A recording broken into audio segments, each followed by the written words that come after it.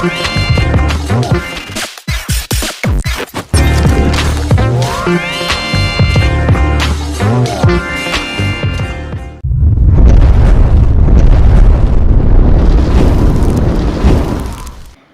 ba'du faya ibadallah, wahai hamba-hamba Allah, ittaqullah, bertakwalah kalian semuanya kepada Allah.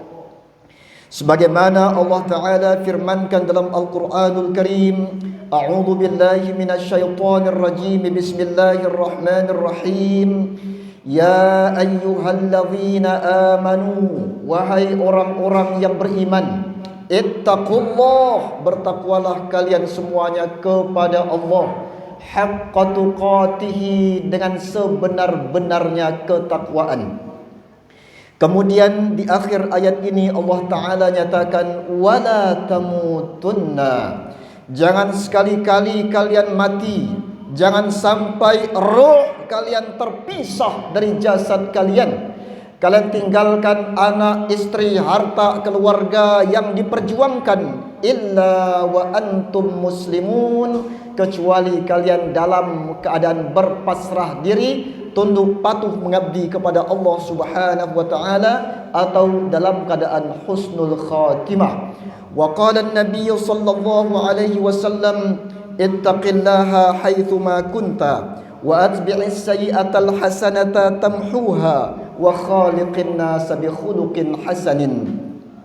Sadaqallahul azim wa sadaqa Rasulullah an-nabiyul karim wa nahnu ala dzalika minasy syahidin wasyakirin walhamdulillahi rabbil alamin. Jamaah Jumat yang dirahmati oleh Allah Subhanahu wa taala, dalam sebuah hadis sahih rawahu at-Tirmidzi dari sahabat Nabi sallallahu alaihi wasallam yang bernama Ibnu Abbas radhiyallahu anhu. Waktu itu beliau masih sangat muda, berumur lebih kurang 13 tahun. Kata beliau, kuntu khalfan Nabi sallallahu alaihi wasallam. Waktu itu, kata beliau, aku berada di belakang Nabi Muhammad sallallahu alaihi wasallam. Faqal, dan Nabi mengatakan, ya gulam, inni u'allimuka bikalimatin, wahai anak muda yang sedang tumbuh berkembang, aku ajarkan kepada engkau beberapa kalimat penting. Beliau mengatakan yang pertama, ihfazillah yahfazka, ihfazillah tajidhu tujahaka. Wahai Ibnu Abbas, jaga Allah Subhanahu wa ta'ala, maka Allah Ta'ala akan menjaga dirimu. Jaga Allah Subhanahu wa ta'ala, niscaya engkau akan mendapatkannya, menemukannya di hadapanmu. Jamaah Jumat rahimakumullah, kalimat pertama ini luar biasa. Apa maknanya? Maknanya adalah jaga perintah-perintah Allah Subhanahu wa ta'ala, jaga amanah-amanah dari Allah Subhanahu wa ta'ala, dan kerjakan itu semua dengan ikhlas, semata-mata mengharapkan ridhonya. Ketika itu kita kerjakan, maka yang terjadi adalah Allah Subhanahu wa ta'ala akan menjaga diri kita, menjaga keluarga kita dari panasnya api neraka, masalah dunia dan lain sebagainya. Tajidhu tujahaka, bahkan Allah Ta'ala akan hadir setiap engkau menghadapi berbagai macam masalah-masalah dalam kehidupan ini. Dan puncak perintah Allah Ta'ala itu adalah ibadah solat, termasuk yang kita kerjakan pada siang hari ini. Maka seorang ulama besar bernama Al-Imam Al-Mundhiri, beliau mengatakan orang-orang yang melalaikan solatnya, Allah Ta'ala hukum dia bi khamsati asyrah uqubat. Allah hukum dia 15 hukuman. Yang 6 di dunia, yang 3 menjelang wafat, yang 3 di alam kubur, yang 3 di alam akhirat. Yang 6 dunia saja. Yang pertama, tunza'ul barakah min umrih. Orang yang lalai dengan solatnya, Allah cabut berkah hidupnya. enggak berkah lagi hidupnya. Yang kedua, tumhasi masalihin min wajhihi. Allah hilangkan ciri orang-orang salih di wajahnya. Yang ketiga, la turfa'u du'aahu ila sama. Doanya enggak diangkat naik ke langit, enggak diterima oleh Allah Subhanahu wa taala. Yang berikutnya, laisa lahu hawwun fi du'a'is salihin. Dia enggak dapat doa orang-orang salih. Yang kelima, kullu amalin ya'maluhu la yu'ajiruhu Allah. Seluruh amal-amalnya enggak ada pahalanya lagi.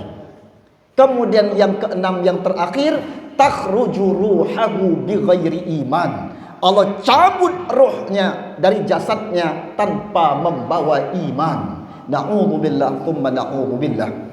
Kemudian pesan beliau sallallahu alaihi wasallam kepada Ibnu Abbas yang kedua adalah, idza sa'alta fas'alillah wa idza ista'anta fasta'in billah. Ketika engkau hendak meminta dan berharap, meminta dan berharaplah kepada Allah Subhanahu wa taala. Dan ketika engkau hendak meminta bantuan pertolongan, minta kepada Allah Subhanahu wa taala. Apa maknanya? Inilah mengajarkan kita tentang tauhid, agar kita hanya berharap meminta kepada Allah Subhanahu wa taala. Kalaulah kita minta kepada manusia atau manusia memberikan sesuatu kepada kita, wajib terpatri dalam kalbu kita yang terdalam bahwa itu semua adalah hakikatnya pemberian dari Allah Subhanahu wa taala. Kuatnya akidah. Maka sejarah mencatat ada sahabat namanya Bilal bin Rabah. Subhanallah, luar biasa. Ya Bilal bin Rabah, wahai Bilal bin Rabah, qul, katakan engkau beriman kepada Latta, Uzza dan Manat, engkau akan selamat. Dia gelengkan kepalanya, diikat dua tangannya, diikat dua kakinya, diikatkan di kuda tercepat ketika itu, dibawa naik turun gurun padang pasir. Enggak jelas lagi mana wajah, mana telinga, berlumur darah luar biasa. Orang Quraisy mengatakan, ya Bilal bin Rabah, wahai Bilal bin Rabah, katakan engkau beriman kepada Latta, Uzza dan Manat, engkau akan selamat. Dia pun menggelengkan kepalanya sampai pada akhirnya dia pun dibawa ke tengah padang pasir, diletakkan di atas batu yang sangat panas luar biasa, ditindih dengan batu besar. Ya Bilal bin Rabah, wahai Bilal bin Rabah, katakan engkau kembali kepada agama nenek moyang kita, engkau akan selamat. Dia mengatakan Allah, Allah, Allah, ahad, ahad, ahad. Maknanya qul huwallahu ahad. Allah lah yang esa. Kuat dengan godaan yang luar biasa, maka beliau tergolong as-sabiqunal awwalun, orang yang dijamin surga oleh Allah Subhanahu wa taala. Kemudian yang ketiga, kata Rasulullah sallallahu alaihi wasallam kepada Ibnu Abbas, wa'lam annal amah law ijtama'an ala an yanfa'uka bi syai'in lam yanfa'uka bi syai'in illa qad kataballahu alaihi, wa law ijtama'u ala an yadurruka bi syai'in lam yadurruka illa bi syai'in qad kataballahu alaik. Wahai Ibnu Abbas, kalaulah seluruh umat manusia berkumpul bersama-sama, mereka hendak memberikan manfaat kepada dirimu dengan sesuatu, tidak akan bisa mereka berikan manfaat itu tanpa kehendak ketentuan Allah Subhanahu wa taala. Dan wahai Ibnu Abbas, kalaupun mereka berkumpul kembali untuk mencelakakan engkau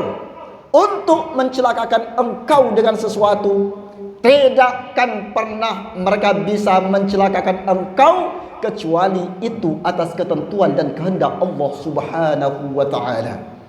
Yang ketiga, ini mengajarkan kepada kita semuanya tentang bagaimana kita beriman pada takdir-takdir Allah Subhanahu wa taala.